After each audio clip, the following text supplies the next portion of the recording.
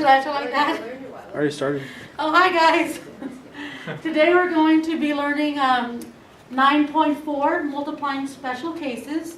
And we've already learned how to FOIL. And so I want to show you how this little formula guide here works. So I'm going to use FOIL. Excuse me, pink. We don't want pink, we want green. So give me a sec here to change my pen here. We know that when you square something, it's the same thing as multiplying it by itself. So we can go a plus b times itself, a plus b. And if I use my good old buddy FOIL, then I'm going to go first times first, and that's going to give me a squared, and then that's a times a, and then outside times outside is going to give me positive a times positive b is positive ab. Inside times inside is also going to give me another positive a times positive b, so positive ab. And last times last is b times b, which is plus b squared. Then I can combine my like terms. Positive ab and positive ab gives me 2 positive ab's plus b squared plus a squared. So, in a nutshell, what we've done is we basically have this formula that we just got from foiling. So in the future, we don't expect you to FOIL every single time.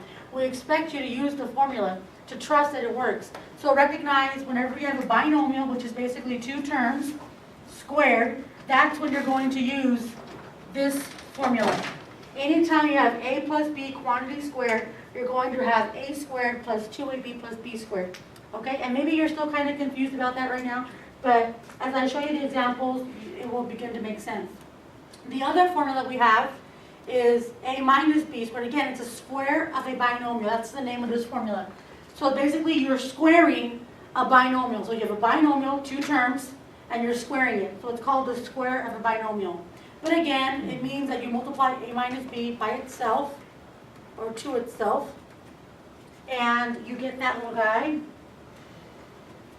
And so again, we try our FOIL, and when we do FOIL, we're going to go first times first, and so again we get a times a is a squared, and then when I go outside times outside, I get a positive a and a negative b, which is negative ab. Inside times inside is positive a, negative b, so I get another negative ab. And then last times last is negative b times negative b, which is positive b squared. And so again, you see that you have like terms. A negative ab and a negative ab is negative 2 ab's. You still have plus b squared and you still have a squared. So again, we have a formula that anytime you are squaring a binomial that has a subtraction symbol in there, this is going to be your formula. You should notice that the 2 formulas are pretty much the same. They both have a squared, they both have b squared, but they have a 2ab and a negative 2ab. That's the only difference, okay? So I want to show you how to use this, these formulas. Okay, so here we go. I have 2 examples for you here. One of the first things you're going to want to do is to identify what A and B are. Now remember that the point of this lesson is for you not to have to FOIL, because FOIL takes longer. So the first thing I want to do is identify what A and B are. Okay, so if you've forgotten, we have a plus b squared is a squared plus 2ab plus b squared. That's the formula. I'm just going to rewrite it up here. We know that a minus b squared is a squared minus 2ab plus b squared. Okay, so what is my a? Here's my a plus b, so I have an a plus b. So in this case, a is x.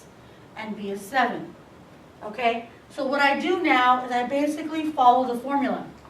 The formula tells me that this is going to equal, okay, x plus 7 squared is going to equal a squared. So since a is x, it's going to be x squared. And then I'm going to have a plus 2 times a times b. So what's a? A is x. What's b? 7. And then lastly, it's going to have a plus b squared, so plus 7 squared. Okay? And then I can just simplify my answer, and 2 times 7 is 14 times x is plus 14x, and 7 squared is 49, and this would be my answer. It's a lot faster and cleaner than having to do FOIL, first outside, inside, last. So that's how you do that. And so I want to show you with another example. This time we have a minus, and the other thing that makes this second example slightly different is that you have, like, your A is like two things, a number and a letter, and that might throw you off. So again, the first thing you want to do is identify what is A and what is B. So in this case, A is 4K, and B is 3. Notice that I'm not putting -3, so I just put the actual number that's in the B spot.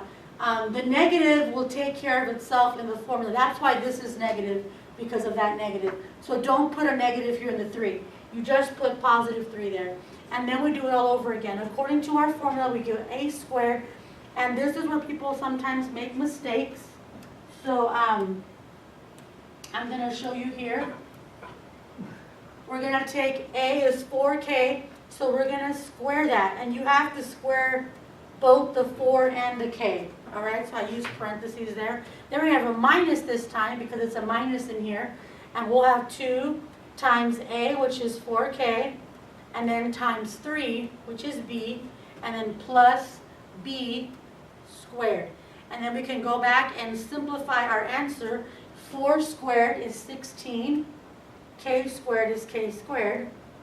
And then here we have 2 times 4 is 8, and 8 times 3 is 24, and 24 times K is 24K. So negative 24K, and then plus 9 because of the 3 squared, and that would be your final answer. Alrighty, so now we're going to have you try these on your own. Remember that when you have two things here, you want to use parentheses to make sure that you square both the number and the letter.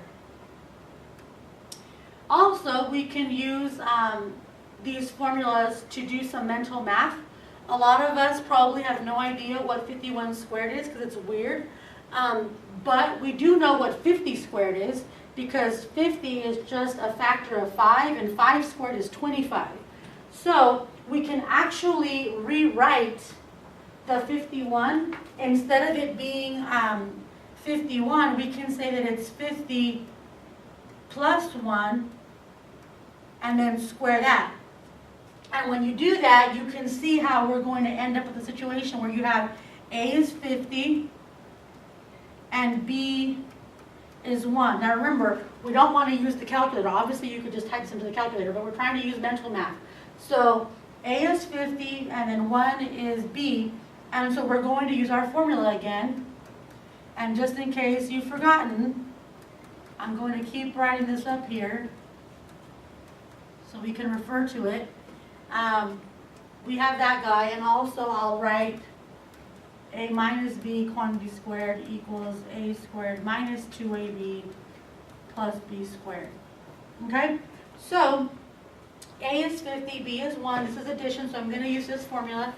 And what I'm going to do is I'm going to say it's going to equal A squared, so 50 squared, plus 2 times A, which is 50, times B, which is 1, and then plus B squared, which is 1 squared. And then you can simplify your answer. We know that 5 squared is 25, so this is going to be 2,500. All right? And 2 times 50 is 100, and 100 times 1 is still 100. And then plus 1, because 1 squared is 1. So 2,500 plus 100 is 2,600, and 2,600 plus 1 is 2,601. And that is how you can use mental math to solve this. And so right now, we're going to ask Sam, Uncle Sam Aguilar over here. He's going to come over, and he's going to show us how to do 49 squared in a very similar fashion. He's nervous, so. No, it's all good.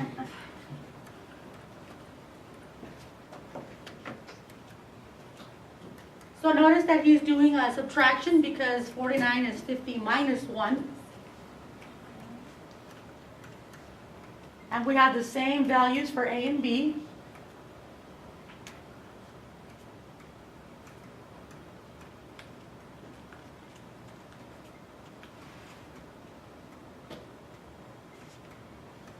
You're doing awesome, Sam.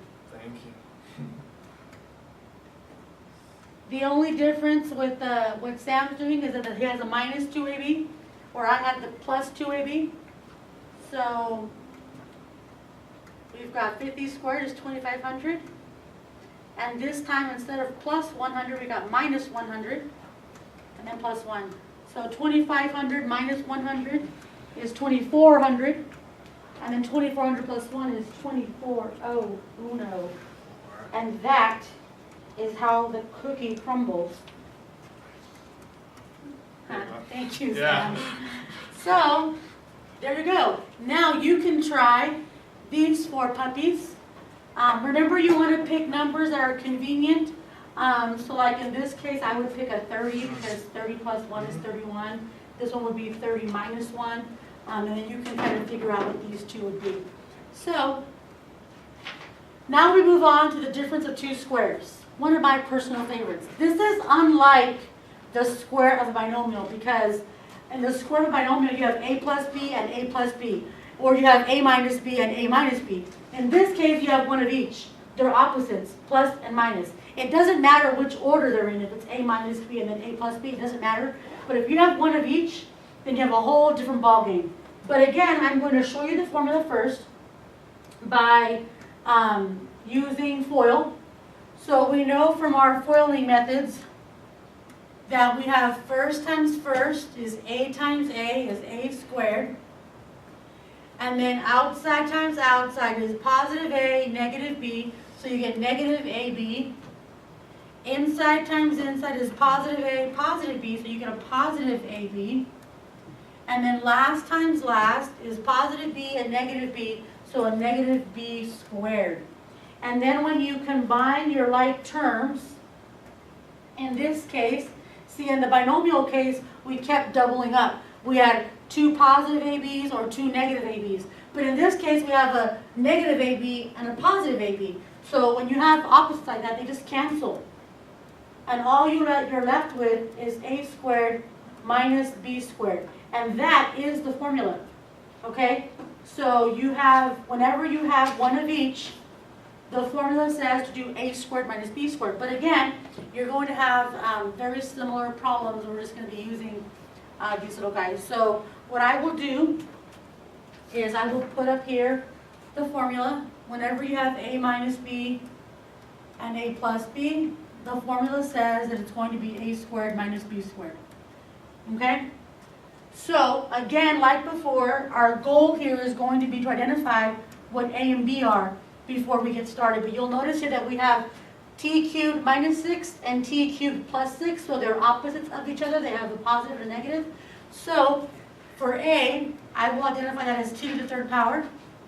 My b value will be 6. Again, you don't put negative or positive to this value. You just leave it like that. Remember, the formula itself will work out the negative for you. So then what I do is I take, my rule says to do a squared. So a is t cubed squared minus b squared, which is 6. So 6 squared. Okay? And then I can simplify my result. We know from chapter 8 that when you have a power raised to a power, you multiply the exponents. So that becomes t to the 6th, and 6 squared is 36. So this will be your result. T to the 6th minus 36. Awesome. And then I have another one over here. And so I want to show you just one more time. A, in this case, we have the same thing, 5v cubed plus w squared, 5v cubed minus w squared. They're the same thing with opposite signs there. So A is going to be 5v cubed, and B is going to equal w squared. Again, you don't attach positive or negative, you just put w squared. My formula says to do a squared, so 5v cubed squared, minus w squared squared. This time I have to use that rule twice. A power to a power, a power to a power. So I multiply the exponents. And again, like in the previous example that we did, when there's a number inside here as well, you have to square that as well. So 5 squared would be 25. V to the third power, then to the second power is V to the sixth power. And here 2 squared is going to be W to the fourth power. So this would be your final answer for that little guy. So now you can try these little examples. 3 little examples for you. Don't forget that when there's a 9 or a number and a letter, just square both of those when you do that, okay? And then we have our final example here. And this little guy is going to be kind of like what we did earlier with the mental math. We're going to be using our formula to hopefully get this written or out. So again, 82 times 78 is a really random numbers, but 82 is 2 more than 80, and 78 is 2 less than 80. So I could rewrite this as 80 plus 2, that would be the 82, and then I could multiply that by 80 minus 2, which is 78. And when I do that, I can see how I have A plus B, A minus B. So if I use my A and B, I'll make A equal 80 and B equal 2. And then according to the formula, A plus B times A minus B is equal to A squared minus B squared. So I'll get 80 squared minus B squared. And 8 squared is 64, so we'll have 6,400. And 2 squared is 4, so 6,400 minus 4 is 6,396, I do believe. That's correct, right? Okay. And that is how you can use mental math with this kind of an example.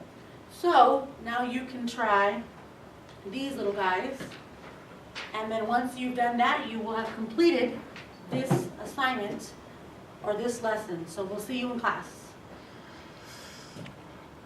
Okay, record back.